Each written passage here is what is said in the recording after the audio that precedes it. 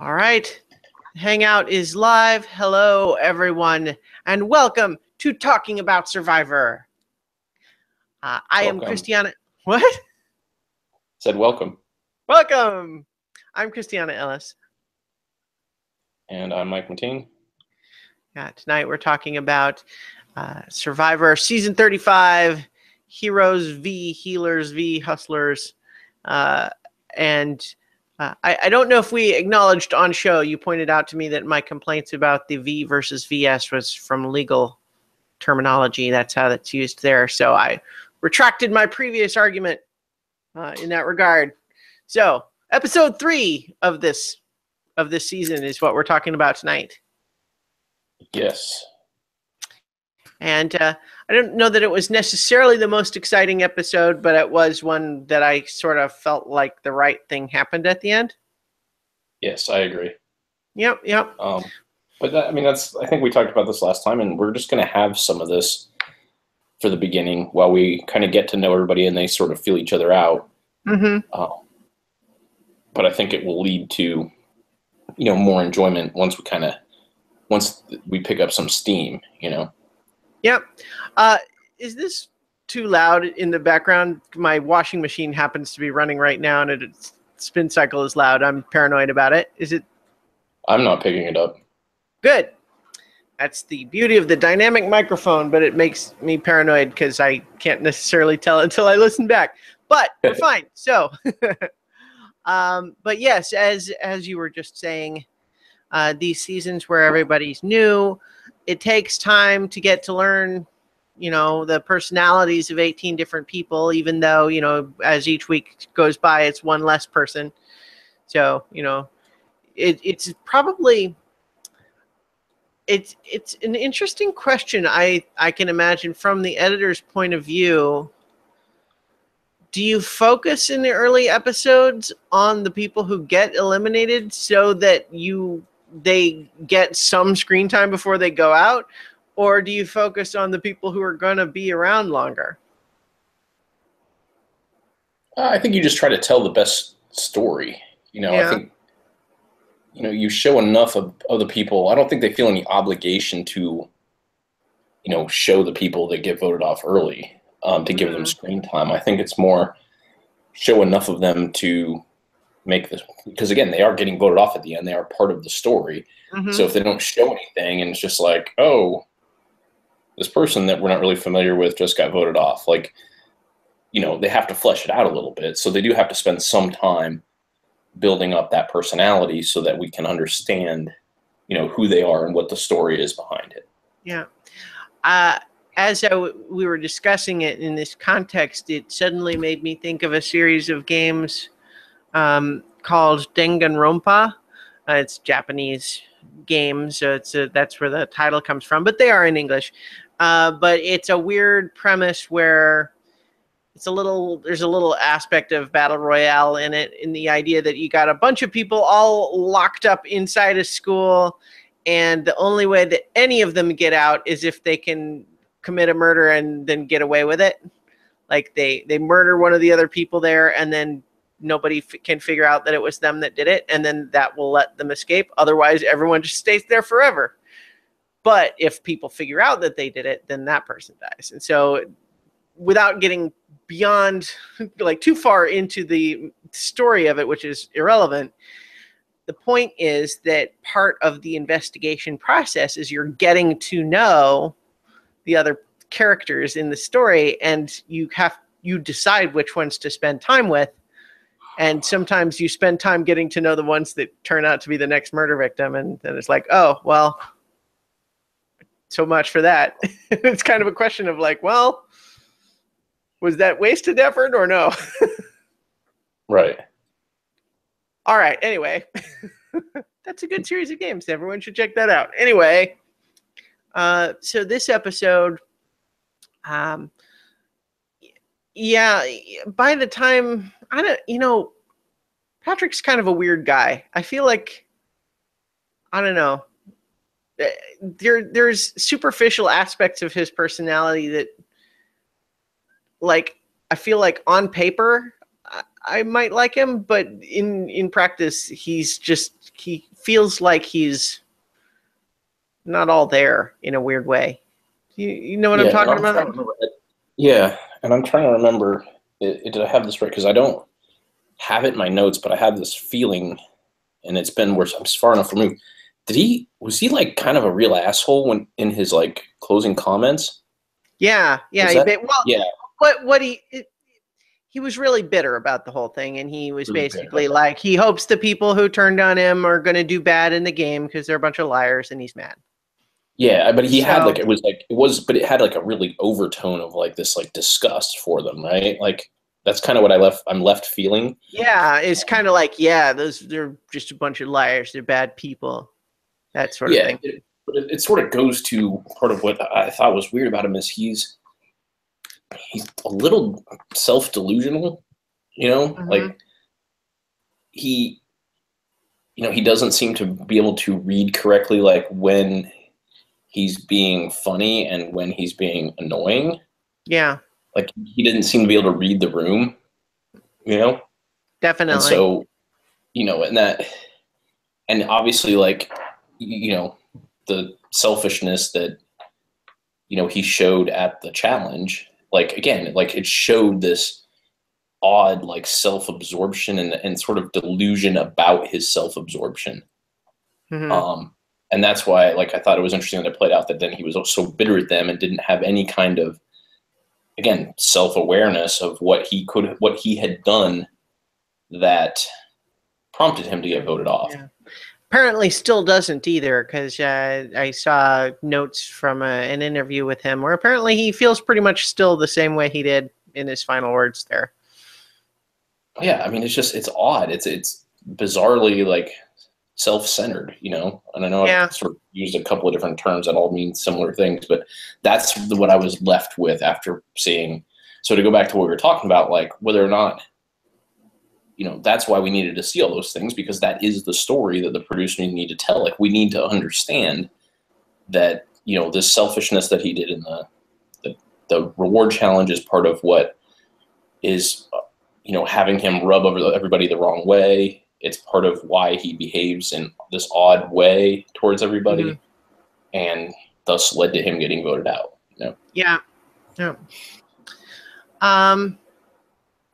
Let's go ahead and rewind back to the beginning of the episode.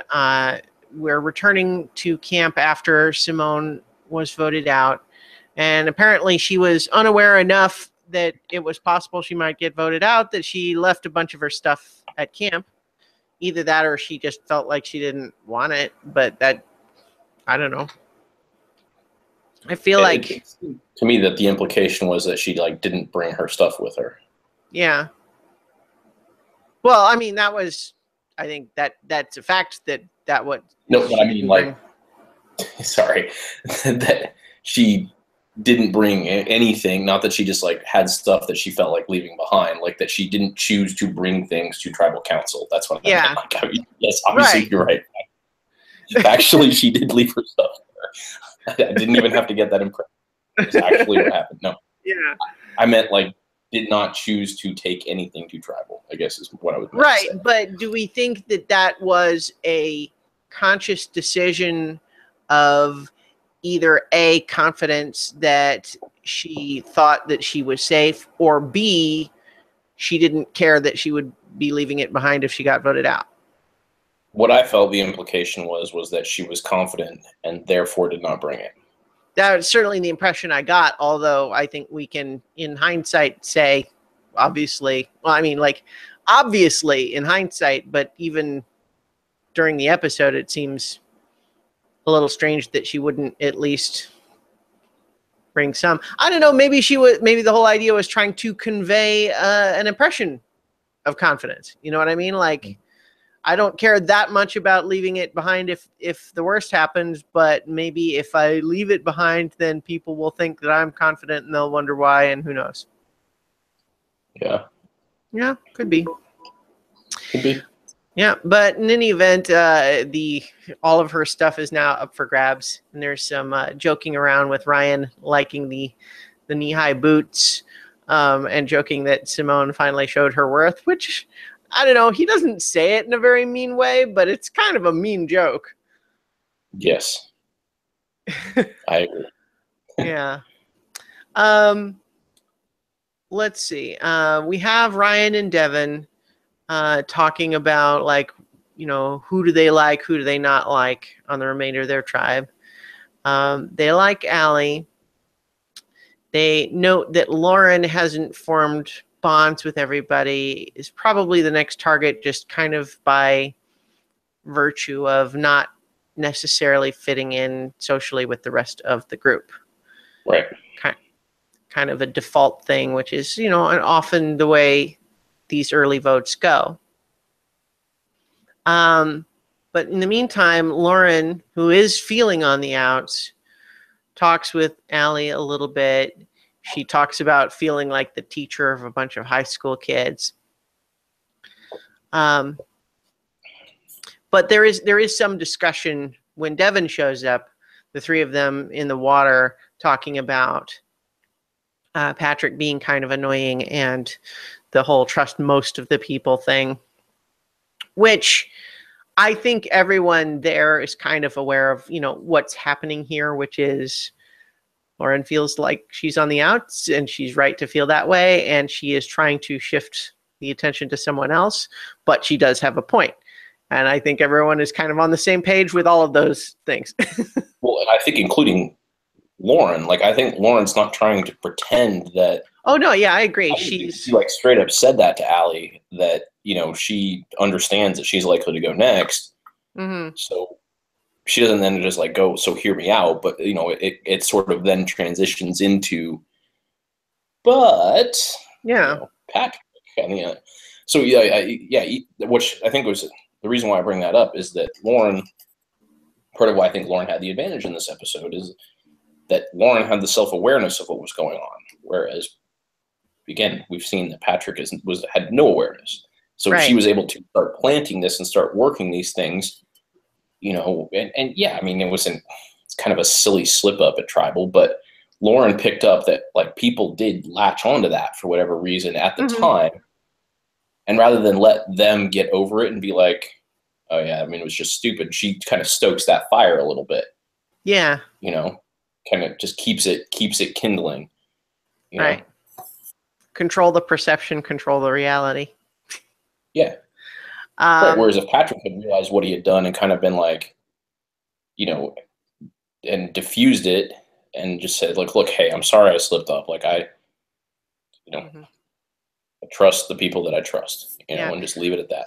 But the thing is that as much as it probably was a more or less innocent slip up, Patrick just conveys the impression of someone who says exactly what's on his brain at any given moment and really doesn't seem to be capable of doing anything other than that.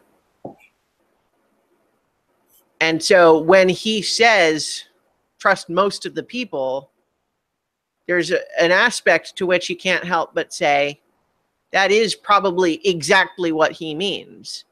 And his backpedaling on that was a recognition that it doesn't sound good, and recognizing that if he had thought about it, he might have phrased it differently. But he does actually mean that he trusts most of the people, because he doesn't trust Lauren, and therefore, Yeah.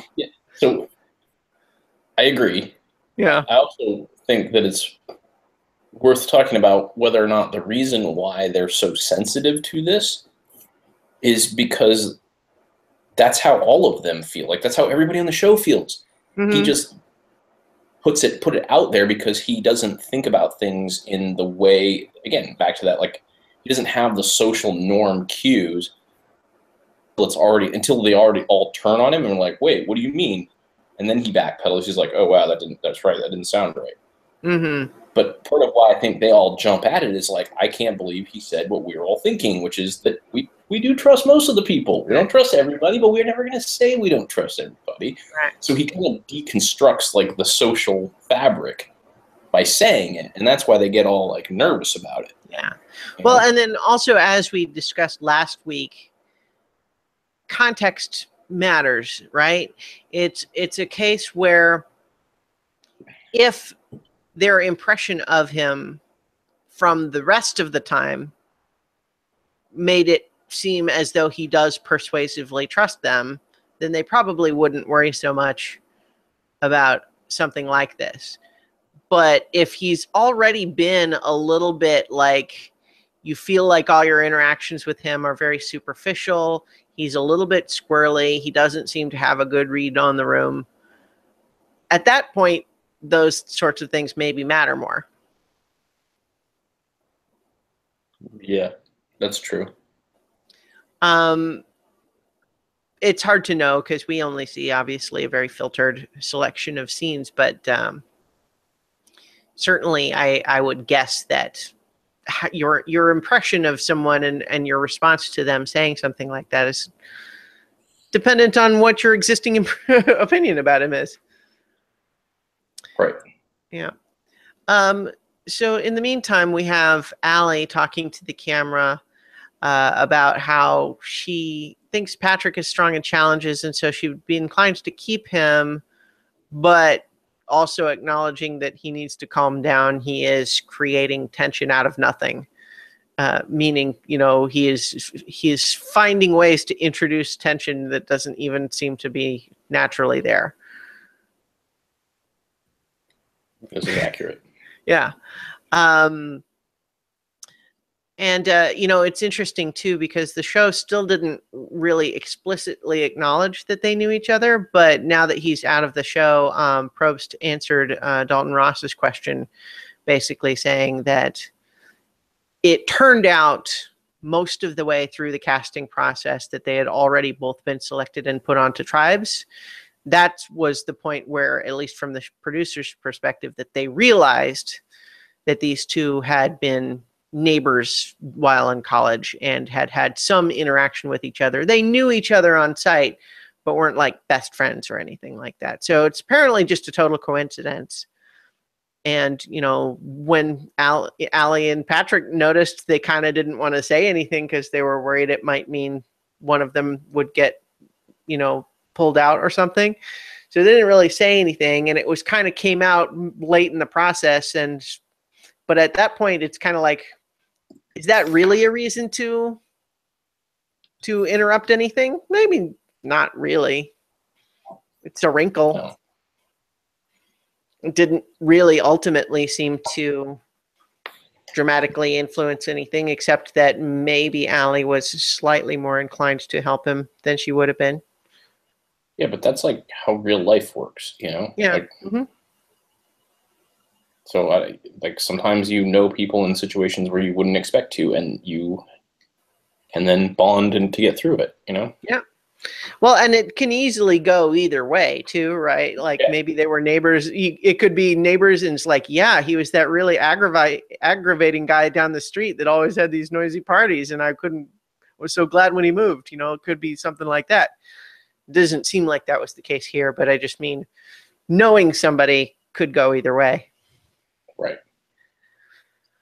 But in any event, let's see. We have over at the Heroes Tribe, Chrissy and Ben feel like, even though they didn't really start in the same position, they feel like they've kind of ended up in the same position as each other, aligned by their mutual feelings about everybody else. Meaning like Alan being a prior ally, but kind of a hothead, JP walking around like he doesn't know what's going on, and Ashley a hard worker, but can you trust her? That seems to be their kind of mutual assessment of the other three. And they kind of click in that regard. And here's where we get an extended sequence with Alan struggling with coconuts, which I'm not sure what's going on there, right? Like, because I'm sure that opening a coconut with a machete is not like a trivially easy thing for anyone to just pick up right away exactly. But I mean, at a certain point, don't you just watch what someone else does and then do it like that? And how complicated can that be, really? I mean, am I crazy? What's going on there? Or again, like they could be using it to tell a story. I mean, maybe everybody struggles with opening a coconut a little bit, and Alan just happens to kind of is more animated while doing it, and it fits their narrative, you know? Yeah. I don't know. Well, yeah, I suppose that's true. I mean, he talks specifically about him being frustrated because for some reason it seems like everyone else has an easier time than him. But at the same time, that could just be because he's the kind of person who, anytime he has a little bit of difficulty with something, that's kind of just his, you know, his competitive drive makes him want to just immediately be as good as everybody else at stuff. And that's not even really a negative thing necessarily. No, and they edited it like to absolutely look like that. So like he's struggling with the coconut, and then you know it cuts to JP who's just like all these fish and all that, you know, and it's it's telling that narrative that like you know Ben and Ashley or whatever are kind of pointing to these two, and you know Alan is struggling to do anything and JP is successful, but then JP is kind of an idiot, and you know that's where they're struggling, you know. Yeah. I did like Alan talking to the camera about sort of being conscious of recognizing that his temper is starting to come up a little bit related to these coconuts and sort of trying to consciously walk that back and not get too mad about it, try to laugh it off and not get really actually angry about it. Because I think that's, you know, first of all, I mean, that's the appropriate response, but also just a recognition, you know, of one's own tendencies with a proactive attempt to improve is good.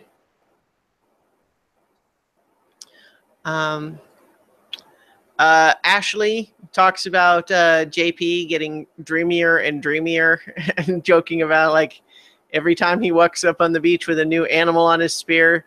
And she's irritated, and this kind of again comes back to what we talked about last time. She's annoyed because she actually kind of feels like she wants to be a closer ally with JP. She kind of wouldn't mind being an actual like power couple with him, and now she feels like they can't because of what Alan did. So she's annoyed, which is kind of funny. Yeah. And that's where we get an excellent exchange with her and Ben, where she's like, let's get rid of Alan instead of JP. And Ben is kind of like, well, JP is dangerous, though, because he's like a puppy. You know, he's just walking around like a puppy. And Ashley's like, but he could be our puppy. We could train him. Yeah. Yeah, but Ben is not persuaded because he basically makes the case, though. It's like, yeah, but that means that anyone else could, too. Like, as soon as someone else tells him something half persuasive, he'll just follow them. He's going to just go with whoever talked to him last. That kind of player is the concern. You know, and we've certainly seen players like that. You know, there are people like that just kind of like they're all over the place, and they're currently always determined to do exactly what the last person who talked to them suggested. But I don't know. I don't feel like we've really seen enough from JP for us to draw the conclusion that that's what he's like, except that that's what other people seem to think. Right. We're only given that by their discussion of it. But probably because, like, if he truly is, like, that naive, it's probably not very interesting to watch him, like, talk to people. Yeah. So that's why we have to tell it through more interesting people talking about him being not very interesting. Yeah. Exposition. Yes. So, in the meantime, Ben is reflecting on Ashley's pitch, and he's torn because on the one hand, she does have a point about Alan, but on the other hand, could Ashley and JP be a couple? Is it possible that Alan was right and that if he got rid of Alan that they, you know, Ashley and JP would then turn on him? Maybe. It's possible. So it's kind of a, you know, 6 in one, half a dozen of the other sort of question for him. Yes. and all just part of the producers' guys to give us, some drama on each tribe, so Yep. we don't predict who's going to win the immunity because we already, because we now have a little storyline, a little mini storyline on all three. Yep. Or I And guess we will in we'd the seen, healers in a minute. We hadn't really talked about them yet. yeah, I was gonna say that was the only one that we've talked about them, but yeah, we hadn't seen it yet. Yeah. Right. We do get a little from each before the challenge. And Yes. part of that's important to not just to keep us from predicting the challenge outcome, but also just so that we've got some, rice cooking on the back burner while we're, preparing the entree. Yeah. Look at you with all your, now that you've been doing those meal delivery services, Yeah, you've got Blue all Apron. actually, There was a delivery mishap with my my shipment this week, so I didn't get it this week, and I really missed it. The package got damaged somehow, so they decided that they didn't feel like they could deliver it that way. And the nature of the material is that they can't just, it's not okay for it to just be delivered 2 days later. It is raw food. Yeah. Yeah. So so they refunded me, which is good, but I also just didn't get it this week, which is disappointing. But in any case, because for you're on your own, so it's like 6 meals for you. Yeah. Yeah, that's a significant amount of your week. Yeah. And so I definitely, one of the things that I recognized is like, the things that I'm buying instead of having those meals ready to go are not as good for me. Any event, though, this is not a Blue Apron podcast. No, I thought it was funny. But yeah, very, very accurate, meal cooking analogy, and I know that's. Yeah. This is no, you are not wrong. I definitely was thinking of some of the cooking lessons that I have learned as part of cooking those meals. But let's go over to the healer tribe now. Yep. Why am I embarrassed about that? I don't know. I'm not really, but yeah. Cooking rice on the back burner. The healer tribe is feeling pretty dominant, as they kind of have a right to at this point, having won both challenges so far. Yep. Joe is feeling especially good because he, not only are they doing well for now, but he also feels like should things go south, he has Mike set up to be the target if they do go to tribal council. And he's little. He's got the, yeah. I'm sorry, what? He has the idol.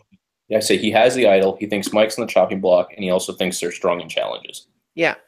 So he's feeling pretty good at this point. Yeah. Right. And the only real fly in the ointment, so to speak, is that Cole knows about the idol. He wishes Cole didn't know about the idol. And he also would look, he can't wish that though. Like Cole helped him find the idol. Well, yeah, but it's just like in the perfect world, if he had a little Men in Black neuralizer device to make Cole forget that happened, he would totally do it. And so it's not a rational wish, but it is a wish. Yeah. Right. And so he does also worry a little bit, just in connection to that Cole seems really close with Jessica, which could complicate things. Just someone who's not necessarily totally loyal to you in position of information that could mess you up. But I also have a note here that he talks really fast, just because all of those different points were kind of covered in about 20 seconds of him talking to the camera, just going through all of that stuff. Cole telling Jessica about his idol. Yeah. So there's an interesting kind of sweet scene. I don't know, that Jessica's infatuated with Cole, but she actually talks to the camera about being kind of inexperienced with romance because she comes from a very religious background, is her words. And so that there's this fun kind of sweet stuff where he's guaranteeing she's safe. She says, I better be, you can't get to the end without me. But it's kind of teasing and flirty. He tells her about the idol and gets a kiss on the cheek. And she it immediately goes to tell the camera she's happy to have a secret, and her kisses are very private. And we're thinking, yeah, and you're talking about it on national TV. It's not that private, but yeah, okay. Normally they would be very private. But at the same time, it's all kind of set up for ongoing middle school style drama where, I guess it's later, but he talks about, he tells Rourke also about the idol in front of Jessica, and she's all of a sudden this special secret that they shared isn't just between the two of them anymore, and so she's kind of annoyed. Yeah, that, he secret cheated on her, sort of. Yeah. Propositioned a third in front of without discussing it first. It is kind of just funny because of the way that the analogy kind of weaves through it, and because that's not exactly what he's not, like you said, he secret cheated on her. It wasn't, it's just kind of, it was funny. Well, it was really only her that had set it up in her head that it was like some secret little romantic thing that they had, as opposed to just game strategy where he's allied, looking to solidify bonds with allies, right? Right. So it was really only her making it mean something that it probably didn't mean to him that led to her reacting that way. But in any case, I kind of hope that she doesn't stay jealous or whatever, because I don't know. I kind of thought that the two of them together are kind of sweet. They're cute together, I thought. Yeah, I'd like to see them go around, stick around for a while. I like both of them. Mm-hmm. Mm-hmm. Meanwhile, at the Hustler camp, Ryan and Allie watch Patrick walk out of camp. Note that he is almost certainly idol hunting. He's not, and then he admits to the camera, Patrick does, that he's not really even trying to hide that he's looking. And makes a, I was going to say a labored metaphor, but it's kind of not even a metaphor when he talks about how he's in the moving business and it's always, moving. Yeah, and you just move. Yeah. You're always on the run from one place to another. And it's like, yeah, actually, literally, that's exactly what you do. But, hey, I suppose that's, the point is not lost, I suppose, that he, his metaphor is also literal for that particular example. That said, it's also not clear how that really connects in any way to not telling people or not hiding that he's looking for the idol. Does it tie to looking for the idol? Sure. But the idea that he seems weirdly proud that he's not keeping it a secret, which probably, he probably didn't mean to not. Again, I think there's this just general lack of awareness on his part. Mm-hmm. And so he just decided he was going to do that, didn't think about the implications, gets called on it, and then creates this defense of, well, yeah, of course, I don't care that I didn't hide it because I'm a mover. Yeah. I wasn't careful and therefore was caught, and I'm going to now try to rationalize why I didn't feel like I needed to be careful. Right. Yeah. That's exactly what this felt like. Yeah, because it is a dumb metaphor. Mm-hmm. I'm a mover. It's in the name. You're constantly moving. And he didn't say those things. But that was basically what he said. The missing piece there is perhaps the furniture that you're supposed to be moving, that it seems like you actually left behind at where you started. You drove the truck from A to B with leaving all the furniture behind. Well, yeah, that's the thing that was the other thing that I was thinking about with this, is that I don't want my movers to just be constantly getting from A to B. It's not them that needs to be getting from A to B. Mm-hmm.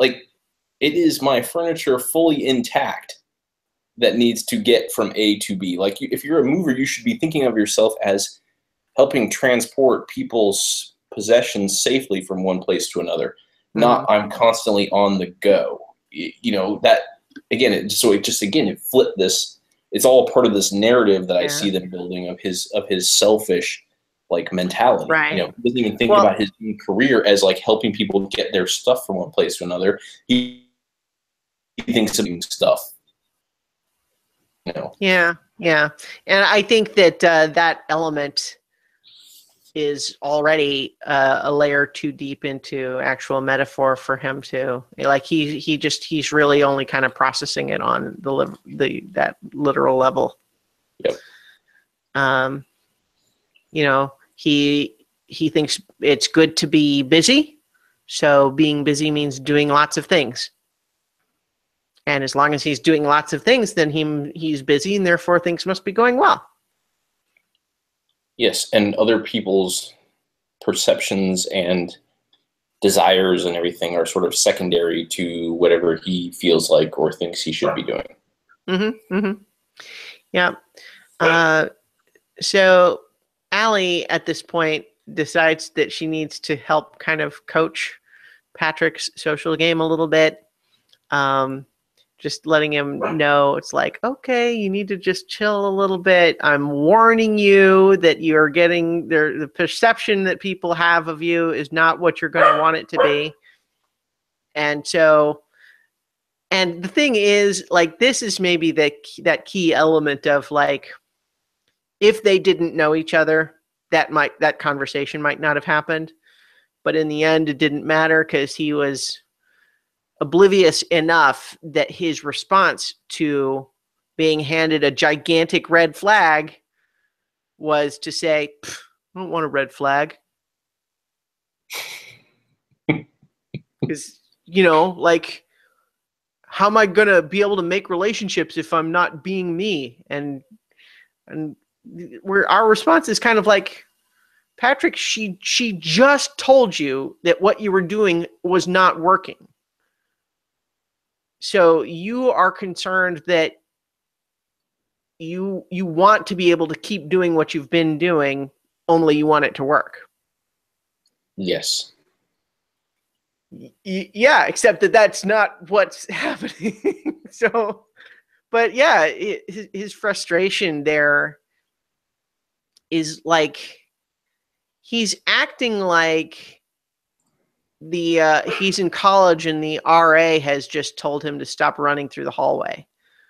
You know what I mean? It's like he feels like he's been scolded with zero appreciation of how she just stuck her neck out to do him a huge favor that he is utterly oblivious to. How much the RAs stick their neck out to tell you not to run? I don't know. Yeah, that wasn't the best one. I was with you until you clarified. Well, I guess what I mean in the sense that it is the RA's job to try to keep people safe, right? So telling someone not to run through the hallway is not arbitrary. It is, correct. You are being unsafe. This is for your own good. I'm trying to help you. Yes. And she did not owe him the idea of telling him, you are making enemies in this game. People are annoyed by the stuff you're doing. You need to tone it down or else you're going to be in trouble. Like, she didn't owe him that. That was a huge favor for her. Like, part of why paranoia develops in Survivor is because it's that constant dynamic of this person has just told me one thing. Is that what they really mean? Or did they just tell me that because they're really doing something else? And that's the cover story, right? That is the constant dynamic of, you think someone has promised to vote with you, but are they telling the truth? How do you know? That's the constant, thing you're struggling with every social interaction in the game. And what she just was able to do is to come around the side and say, listen, there's this extra layer to what's happening. I'm giving you the details on what other people are saying about you when you're not there. and it's not what you would want to hear, but it is this vital intel for you that I'm giving to you out of the goodness of my heart, and with, you know, a brief tangent of like, I would don't rather you not drag me down with you. Yeah, there was also, I mean, there was a little bit of self-interest in it, in that it keeps her options open, because she's still trying to, like, she's basically saying, like, hey, I kind of hoped we could be like secret allies because we knew each other and nobody knows that. And now you're kind of messing that up for me. You know, Yeah. so yes, she didn't need to do it. Yes, it was helpful to him. Probably that conversation doesn't happen if they don't know each other. But they're just right below the surface. There is that layer of like, yeah, and it would be nice to kind of be able to have multiple options. So like, maybe he can stop acting like a jerk. Yeah, like he's strong on challenges. So hey, you know, right, strong challenges, and we have gotten along and have this history, and like we could be a good partnership if he wouldn't act like this. Right. So. But his reaction just shows that he might as well have been a brick wall for all he really absorbed what she said. And it basically just like he wanted to sulk and pout and like, well, I don't want to follow this good advice she just gave me, so I'm kind of just going to not do it. Right. And then, as we know now, I was going to say, and this is what made it even so much more infuriating, that like he hasn't acknowledged anything about how he got voted out. Like, he was told, you keep acting like this, you might get voted out. Yeah. He doubled down on how he was acting, got voted out, and is like, I just don't understand. Why would they do that? They fucking told you. Yeah. Allie told you exactly why. You know? Well, and there's an aspect to where he just seemed utterly unprepared for the idea that people would not tell him the full truth straight to his face. Like his rant at the end seemed to be focused on they're liars. Like what he's mad about. Like he would have been mad for them to vote him out anyway, but he's extra mad because they didn't tell him he was going to. Like Allie told him.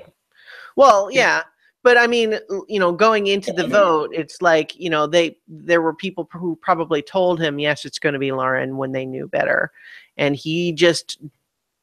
Oh yeah, like, I wasn't arguing with you. I was arguing against his mentality. Oh yeah. Exactly. So the problem, he seems to think that he is entitled to being told the truth. Like, to the extent that they, for their own reasons, were dishonest with him, that makes them bad people. Well, and it goes back to what we've been talking about with this narrative. It's like, he says, even when it's not in his best interest, like, oh, I trust most of the people here. He just goes and looks for the idol, and then is like, oh yeah, of course I was looking for the idol.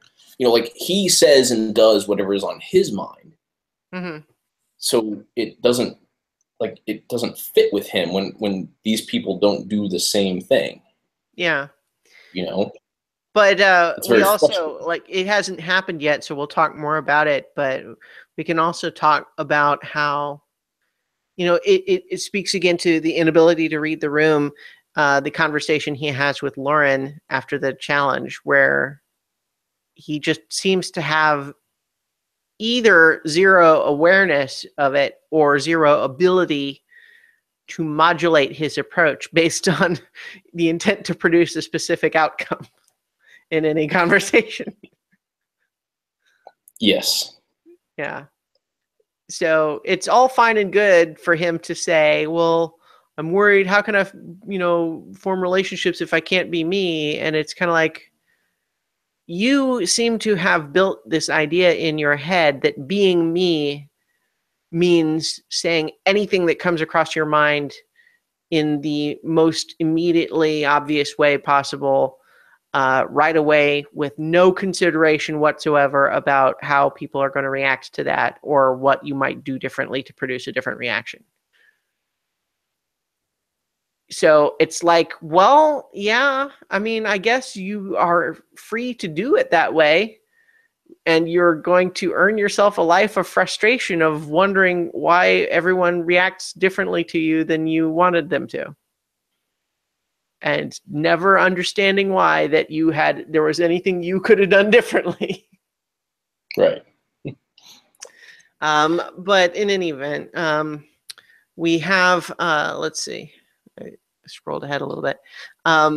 We do have a little bit more of the healer tribe. We talked about Cole telling Rourke about the idol already, but we also have the whole bit about Joe complaining about the food that someone else cooked, and the real dick move of, I don't like this, this is raw, I don't want it. Desi standing right there saying, I'll eat it, and him throwing it away right in front of her right after she said that. Yeah. That's an asshole move. Yeah, I had forgotten about that. I didn't note that like in my like, actual notes about the show, but yeah, no, that's pretty extreme behavior, actually. I mean, it's not physically violent or anything, but it's really disrespectful in a dramatic way, even beyond the idea that he, they tell him like, hey, if you want to cook instead, you can. And the answer is that he doesn't want to cook. He just wants to complain. Yeah, and I wonder if we just didn't get more of the discussion as to like what was going on there, just because it ultimately doesn't like matter in this episode. As to, is he doing it like because he's like trying to play up that character that he like, for whatever reason, he's decided that like Russell is like the guy that he wants to model himself after, who again was very good at one facet of the game that always meant he couldn't win. Yeah. Like the guy you want to model yourself exactly after. But so is it that, like, is he like knowingly like doing this because it sort of creates this chaos? Or is it that going to be his rationalization after? Is he just like a jerk and then he rationalizes it by being like, oh, this other jerk was able to like take his jerkness like really far. So I'm going to rationalize me being a jerk. Yeah, I get the impression that this stuff related to the food was not conscious on his part. You know what I mean? Like, he may later, reflecting back on it, try to rationalize it, but that wasn't the impression I got there. This didn't feel like, burning the socks or some sort of a deliberate mischievous attempt to cause trouble for the hell of it, to be like Russell or whatever. This felt like a relatively ordinary thing where someone else cooked the food and maybe they didn't actually do a great job. That's always possible. It's, if it was raw and he doesn't like it raw, and those are all understandable human emotions. But the response to it of complaining about the food someone else has cooked for you and refusing an offer to have you help the next time. But then on top of that, the whole thing where she's standing right there, I'll eat it, and he just throws it away right in front of her, does not even make eye contact. Like, that's a weirdly upsetting move. Yeah, and I think that's part of why I like almost wanted to believe there was something like mischievous about it, like to be creating chaos, because like you said, it's telling that you said this, when you were describing it, you said, well, it's not like he wasn't abusive, but that's exactly the feeling that you took, obviously, and I took. Like, this felt like something that happens in that timeline, like in that storyline, of a person. Like, this is just not, it's not a normal behavior. So I think I was kind of fishing for like hope that it was, and I think it's probably why I didn't write it down in my notes. Like, this was, now that we're kind of talking about it and I'm pulling it back up, like, it was pretty unsettling. You know, it didn't, because like you said, he just threw it away in front of her, like, and yeah. Yeah, it was strange. It definitely felt like, you know, if you're watching a TV movie about an abusive relationship or something, it feels like one of the Act 1 red flags, right? Yeah, like, I mean, I feel like this was something that, you know, like, I feel like this, like, a De Niro character did exactly that at some point, like, whether it was in Raging Bull or, you know, somewhere, you know, in Casino or one of those. Like, I feel like there was, like, Yeah. I don't mean De Niro himself. I mean, in one of those characters where he played somebody who was abusive. That's what I assumed. Yeah. Like that, it felt like that. Like you said, like Act 1, like, ooh, well, that's, you know, he threw the plate against the wall and said he didn't like his dinner cold, you know? It was one of those, you know? So, yeah, exactly. well, hopefully there's not, that yeah. isn't the case, and he was just hungry and frustrated because he didn't like it and just wasn't paying attention. Yeah. I mean, that's possible too, is that he was just literally kind of so much in his own head that he kind of literally didn't even realize what she had said. Yeah, he was like really hungry. He doesn't, you know, and you know, his likes and dislikes have been amplified. Yeah. So he's not even like listening to people say, you can help, you can do this, I'd like to eat it. He's just like, I'm so hungry and this, I don't like this. Like, oh, it's just so frustrating. I just want to eat something I like. Oh, throw it away, you know? Yeah. Hopefully that's what it is. Well, and so we'll kind of watch for if that behavior seems to be a pattern. We did notice him be a little bit bully-like towards Mike related to the idol early on, but I don't know. I feel like it didn't feel like deliberate mischief, though. I feel like it usually when that happens, we get a little bit of stuff from them to the camera to say that. You know what I mean? Yeah, even if it wasn't part of the story, you would have shown him kind of afterwards laughing, been like, haha, you know, I really got them. I threw away some food that she wanted to eat. Like, right. I've got them all off balance now. Haha. Right. And the whole thing, you know, in some ways does have roots in the idea of, like, you know, if someone else cooked it and it's not good, you kind of, you know, he's kind of just as a passive aggressive way of complaining about it instead of trying to tell them, like, whoever it was, you know, would you please try to make sure that you cook it more completely next time? You know, right. And there is, you know, and there is an added layer of complexity in that, you know, if that happened and you were like at a dinner party, you could just kindly demur and know that you could just go to Taco Bell afterwards, you know? So, you know, it's like, you have to, like, this is all you have to eat. And so if you're frustrated by not liking it and not being able to, and at the same time, like, also that's not going to happen at like a dinner party. Like, you're not going to say, oh, I don't like this. I'm just going to go ahead and like take it back and throw it away. No one, someone else next to you isn't going to be like, oh, well, I'll eat it. Like, you know, that's not going to happen. Like, they'll just, so there is an oddness to it. So we'll have to pay attention, and let's see some of his, like, how he goes on as he gets stripped of, you know, gets more tired, more hungry, more paranoid. Like, let's see what let's see what unravels, you know. We'll see. So in the meantime, we talked a little bit already about Cole bringing Rourke into this group that knows about the idol.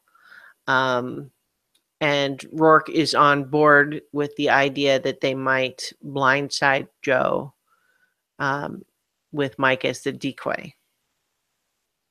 And they, you know, with Cole, Jessica, and Rourke, and presumably Mike, they you know, would be able to do that if it came up. And now we know that it, you know, it's all moot because we're getting a tribe mix-up next time. So But you know, Every, hey, you every still time you have say that during these recordings, like I can't ever get that Friends episode out of my head. which one? What the? It's not. It's a moo point. Oh. As in cows don't even get it. A moo point. Every time you say it, like every time somebody says that, but it is part of just your vocabulary that like comes up in this game because of course this happens a lot. Like they build something up and it becomes a moot point. And so literally every time you say it when we're talking, you have formed an association, a mental linking, and it has been reinforced every time it comes up. Yes. So when you just said that, all I could think, I didn't hear even the rest of what you said. All I heard was, it's a moo point. Well, now we've actually had a conversation about it, which is like double underline reinforcement. Yep. I feel like we might have done this once before and you didn't. I feel like you have once before made that connection, like it made you think of that, but I don't know that we've brought up before that you always think of it every time. I always think of it. I think I brought it up. And that's why I stopped bringing it up, is because I already knew I brought it up. But like, yeah, every once in a while, like it just, it bubbles to the surface. So. Yeah. The human brain is a funny thing. The reward challenge, like halfway through the episode, an hour in. Yeah. Oh yeah, I guess so. We covered a lot of stuff though. So we have, and this is again, like this is how these episodes are staged as well. Is like they front load a lot of this to, number one, give us like whoever does lose the challenge. Like now we have a little bit of a, they don't want to lopside it because you're like, oh, obviously this tribe is going to tribal because literally we spent the whole first half hour on them. But we also want to get a good flavor of it. But at the same time, like once the challenge is over, they're only going to focus on one tribe. So they have to spend as much time in the front part of the episode devoting it to all tribes equally. Otherwise, like it would just be weird pacing if like all of a sudden like they're spending a ton of time on like how Joe feels after they didn't lose immunity. Right.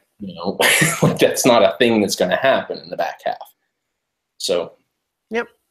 It's just for these early episodes. Yeah. The last note I had before going into the challenge was just talking about Jessica frustrated, not only because the secret has now been shared, which was a little disappointing, but I tend to agree also that while having a plan is a good thing, and it's not that you shouldn't talk strategy, but when they haven't, even had the challenge yet, there's an element to which, like, well, just if we look at it now with hindsight, we say, okay, well, they didn't lose the challenge. And now there might be a mix-up where, hey, maybe Rourke ends up on a tribe with Joe and Jessica and Cole somewhere else, and now Rourke has a motivation to try to get in with Joe and maybe tells him, Cole wanted me to help blindside you. See, I thought of it the other way, as in like Rourke would be like using that to motivate her newfound tribe members to align against Joe and do the same plan. Or that too, but it's that's the thing, just like sort of, could be either. You could be totally right. Yeah. The point was though that they're having the conversation before it really mattered, which I don't know that it's bad, but again, when you're changing something, you're not just discussing, but you're making a change by telling Rourke new information. You maybe could have waited until after the challenge. I don't know. It's a judgment call, but it's that was kind of her take, but she also had motivation for not wanting to tell anybody at all. Yeah. So the way I look at that, with her complaining, is that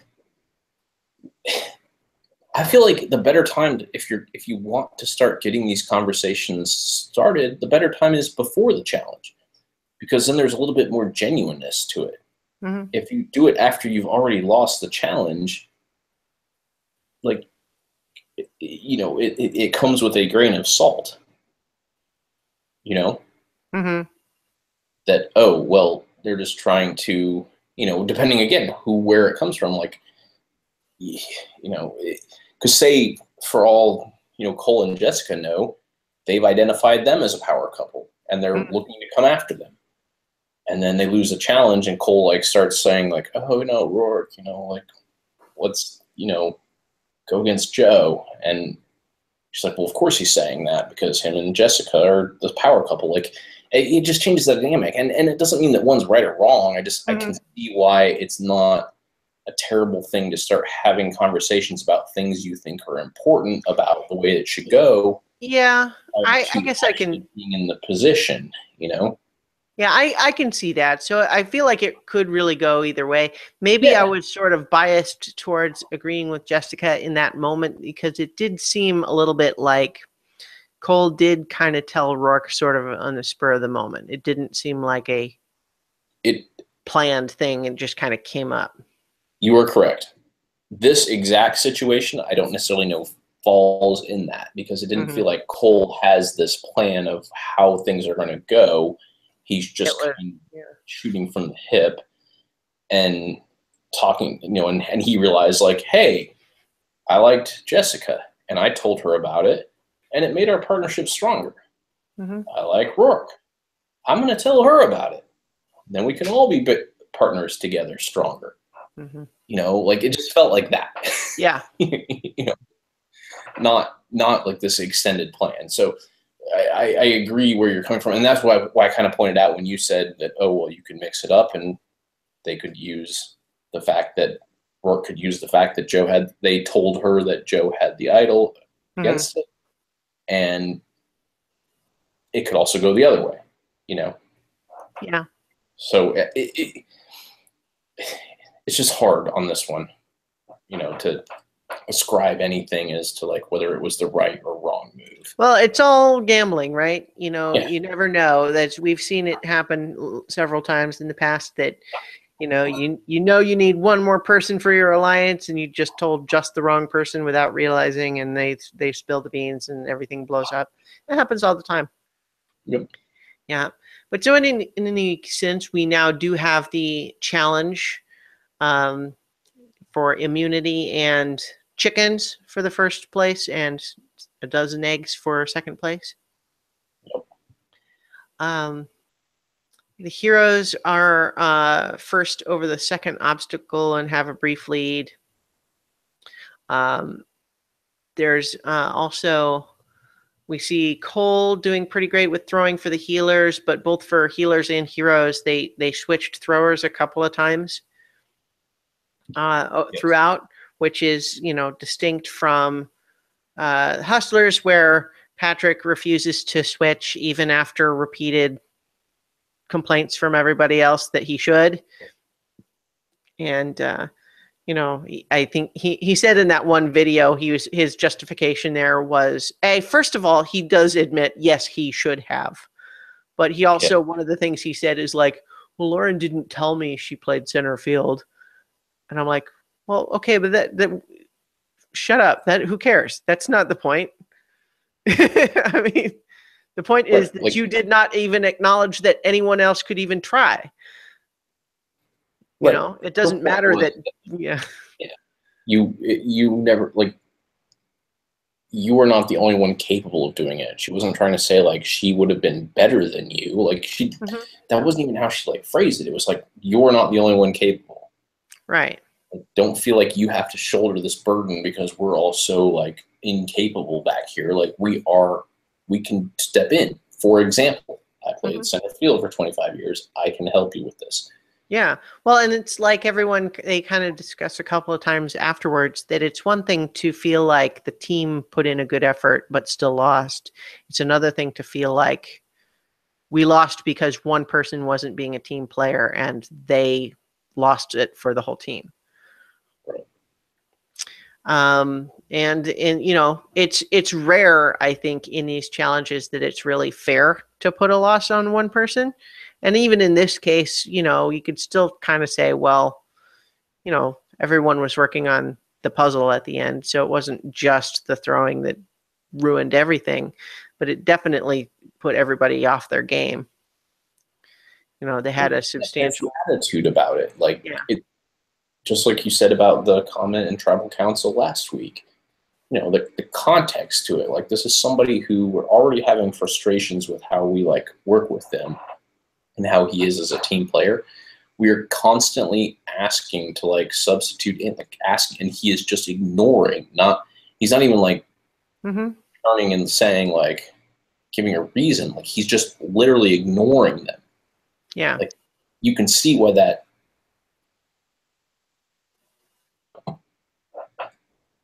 It's not cool, and it's everybody obviously felt that way, and that was the thing, is that, you know, well, we can talk a little bit at the end of the challenge, just the whole thing where the healers would have won for the third time, except that they had lost a block.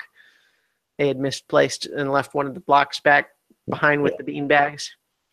That's a bummer. You know what I mean? Like, they still get second place, but it's just one of those things where it's like, if they had just had that one block with them in the pile, they absolutely would have won first place. Well in advance of everybody else. It was only the delay of we ran back to our mat, and then we realized that there was the missing block, and then had to go and try to get everybody, you know, piled back up again.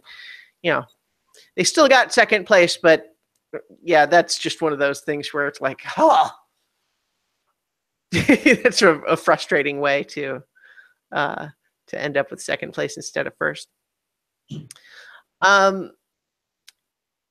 So we have, after the challenge, there's, you know, at one point Lauren is definitely really mad, and there's kind of no secret about it. And Patrick does go out to, you know, the ocean and kind of tries to apologize, but she's sort of not very receptive, which I don't honestly really blame her for at this point. Especially just because what does she have to gain from making peace with him, really? Right. Nothing. She set it up as binary, really. Yeah. Like, it's him or me. So what good is it to like befriend him? Like, her course of action is to alienate him and get him voted off. Right. Yeah. So, and at the same time, that's why she feels like it's disingenuous for him to approach her the way he did. And part of what apparently just really rubbed her the wrong way was him trying to pretend like it's not obvious that she's the target otherwise, and that he's just sitting there with a big grin like, oh, I don't want you to worry. So, like, but she's like, what are you talking about? He is honest about, like, I don't think he realizes like that he just like, that's like his resting face. Yeah. That, like, weird grin. Yeah, I think that's probably true. But, you know, so it's something we chalk up not to malice, but to obliviousness, that he is not recognizing. He does not have empathy for her, or rather, in his mind, she is definitely going home, and he doesn't want her to have hard feelings against him. So he's trying to go be nice to her so that she doesn't feel bad when she gets voted out that night. That seems to be his mindset there. But at the same time, there's an absolutely zero recognition of how she would feel in that situation and why she should have any, like, what her response to be to him doing that. Like, it's still all about him feeling like, well, I don't want to feel bad for voting her out, so I'm going to try to have her go be happy that we're voting her out, or at least okay with it, because I don't want anyone to be mad at me. I don't like when people are mad at me. Right. I don't think about the things that I do that might make people mad at me ahead of time, but once I've done them and people are mad at me, I don't like that. Yeah. Yeah. And so, and he even said to the camera that, like, he went to try to he went out to have this second attempt at an apology with her, specifically because he doesn't want her to mess things up. And, so, and I kind of honestly at this point really liked that she was just giving him nothing, just not humoring him at all. It was just kind of like, listen, I know that it's you or me now. So like, what are you doing trying to pretend like I should be okay with anything you have to say? Yeah, like she was so like straightforward with him. Like, yeah. I kind of, like, so your selfishness is what cost us this. And that's what, when he kind of like, he got uncomfortable and smiled, which is what pissed her off. And then, like, yeah. I really like Lauren, with the caveat that she has 3 or 4 times now made cracks about like redheads as a general group that really like, I mean, I'm a redhead, so I'm trying not to just like have it be personal, but at the same time, it's weird. I feel like it would be weird even if it was not a group to which I am a member. You know what I mean? It's like, I've never trusted a redhead a day in my life. Like redheads have a hard time in life. Like what are you talking about? Like that's a weird thing to say. It was weird. Yeah. I mean, certainly if you put any other visual cue there instead of being redhead, like any other cue, it would immediately come across as racist. Just like it would be not even subtle, and so it's like it's not, because it's not like she's like, oh, like Patrick takes all the sunscreen because he's a ginger, that's like not awesome to say, but it's not as bad as like, I don't trust redheads. Like, that's, it's weird. I feel like I can't help but think that she can't mean it, because it's just kind of nonsensical to mean it seriously, but it's also not funny. No. So, I wish she would stop doing that, because maybe she will now that Patrick's gone, but it was not just this episode. There was one on a previous episode too that I let slide because it was out of nowhere. But then there were more this time, and it's like, that's strange. It is strange. Yeah. And I agree. You're not being sensitive to it. It is odd. And absolutely, to your point, if you substitute any other visual cue in there, it becomes incredibly racist.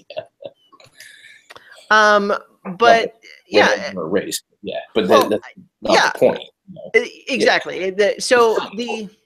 It's categorically discriminatory. I think I was extra frustrated just because, like, in every other respect, I was wanting to really like her, and so like that, it kept happening, and it's like, that's Lauren, stop doing that. Stop. What are you doing?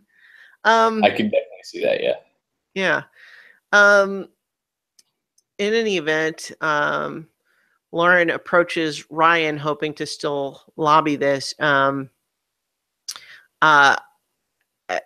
It was also just a little bit weird that in trying to pitch to him that he should ally with her, both by them both being slightly on the outs, which is, I guess, her perception, which, she's mistaken about, I think. But for one to say, you're the oddball, I'm the old lady, I couldn't help but think, yeah, that's not the most tactful either. Ryan didn't seem to have a problem with it, but at the same time, it's like, did he volunteer the word oddball and you just repeated it, or did you name him oddball? Yeah. Anyway. Yeah. Well, judging by some of like the insensitivities, like it wouldn't surprise me anyway, Yeah. It may just be that she's kind of just, she's used to her language being a little, unfiltered, you know what I mean? Like, I don't know if this, like, she's a fisherman, so I don't know if the fishing community just call each other names all the time, including some politically incorrect ones. That wouldn't surprise me. um. Anyway, so Ryan though takes her approach to Devin, and Devin and Ryan together are kind of like, "Hey, people are coming to us. This is great. Nobody seems to be targeting us, which is number one, and people are lobbying to us for us to either save them or not, and so it's giving us power, but in a low key way, and they kind of appreciate that, and it's like what we've talked about too, in the sense of, if you're going to be the swing, don't abuse that power. But they seem like they're in a pretty good spot. Although, again, with the mix-up coming next time, it's like, how much does that matter? We'll see. Ryan, as they discuss it, Ryan is a little bit more leaning towards protecting Patrick. Devin is a little bit on the other side. They're both kind of dithering. And then we're heading to tribal council. Lauren goes just right to the meat of it, just basically saying he's not a team player. Whatever he says he is bringing to the tribe is actually not good. You should vote him out. He goes after idols. He is selfish in challenges. Like, he's not doing us any favors. Yeah, exactly.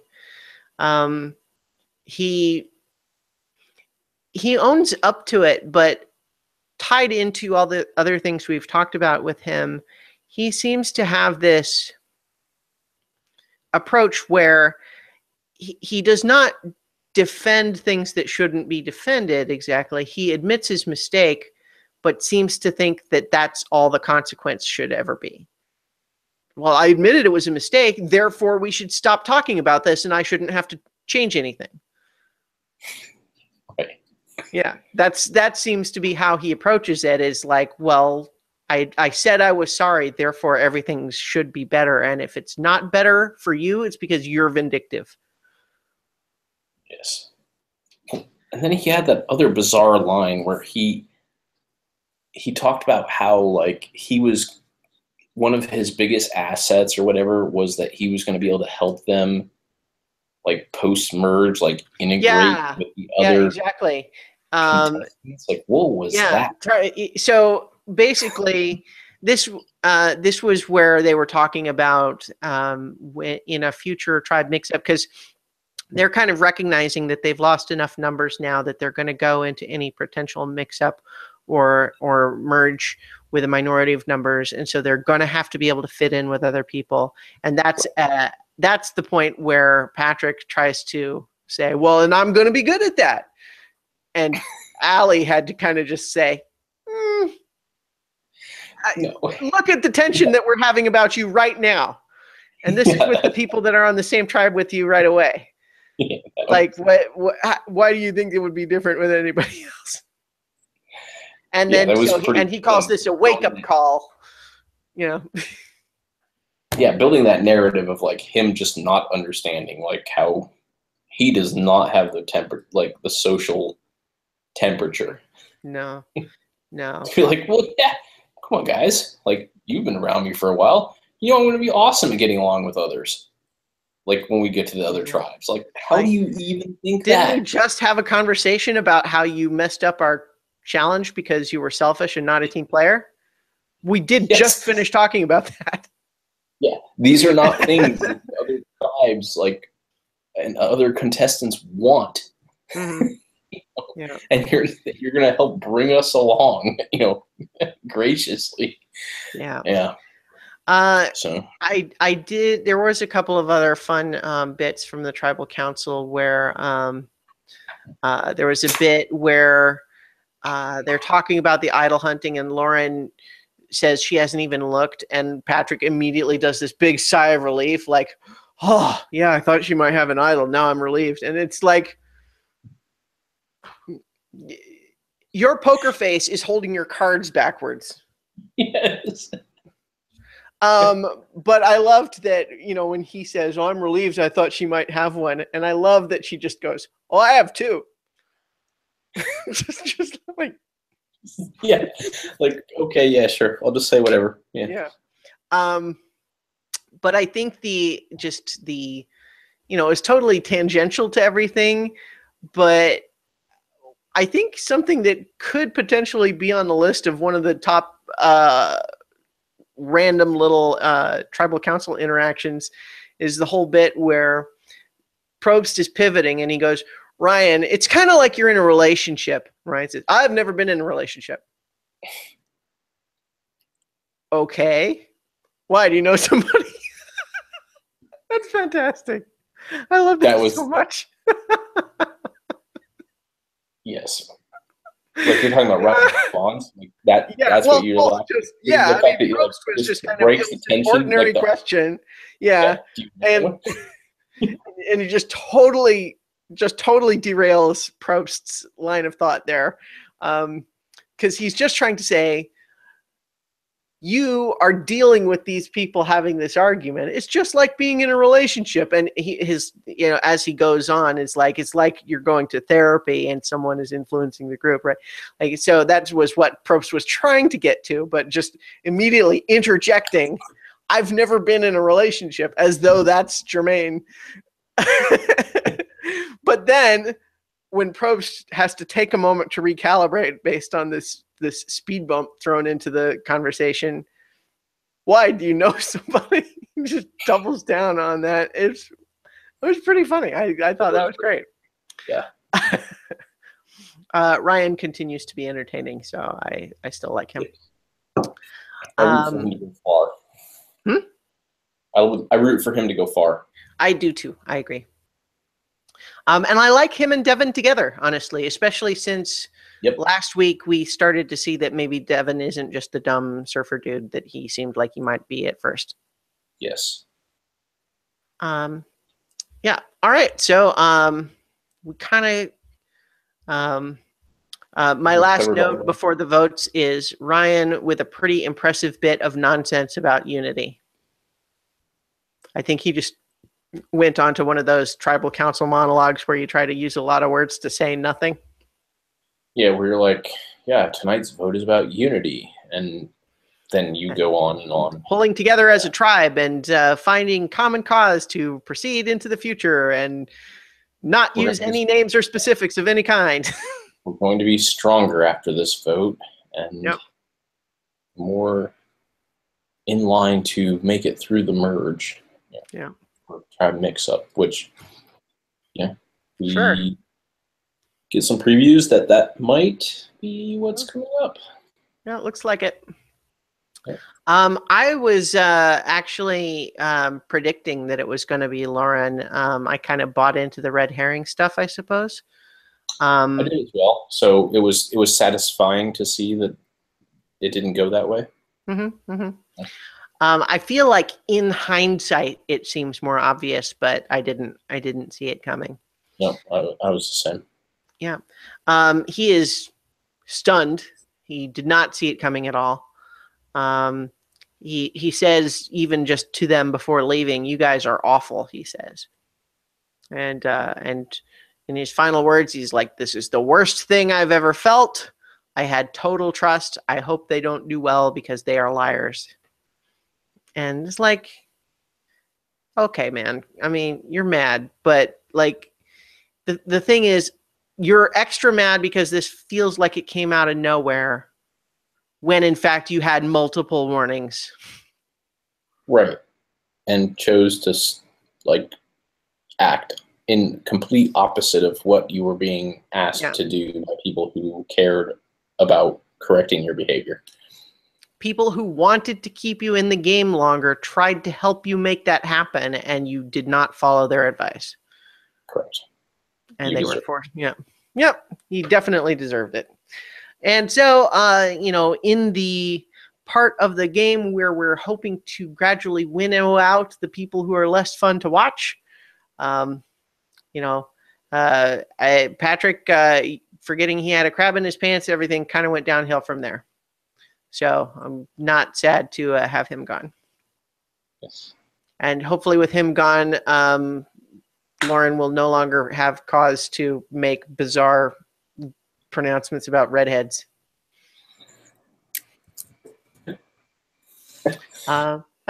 So we'll see as it happens next time. It looks like it'll be the tribe mix-up. It's about, you know, the normal time frame for it. And Yep.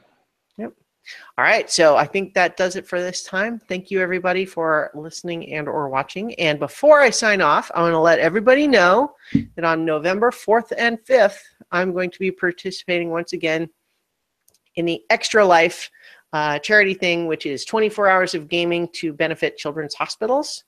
There's going to be a link in the podcast notes. You should check it out and pledge to support children's hospitals. And then on November 4th and 5th, I'm going to run 24 hours worth of Dungeons and Dragons and then probably die. But it'll be worth it because we're helping children's hospitals. I was going to say, this one's a little different because it's a little bit more interactive than in the past. Yes, I'm actually really hopeful that that's going to be helpful because well, there's a couple of things that are going to make it better. I'm actually going to do it in 2 12-hour sessions with a sleep in between rather than 24 hours straight. Honestly, given that the 24 hours straight needs to be followed by sleeping for a whole day, you kind of spend 2 days anyway. But to do that, but also the hardest hours of the 24-hour stretch before were when I was kind of trying to talk to myself, but there was not a lot of interactivity, and it was kind of easy to just stare into space for a while and then start to lose, you know, hold of that. But this time to have a group of people and we're doing something together, it's interactive, and there will be that extra element of sleep in between. I hope to make the entire stretch be more consistently entertaining throughout. Plus, hopefully, benefiting children's hospitals. Yes. All right. So thank you, everybody, and we'll be back next week. Next week. Boom.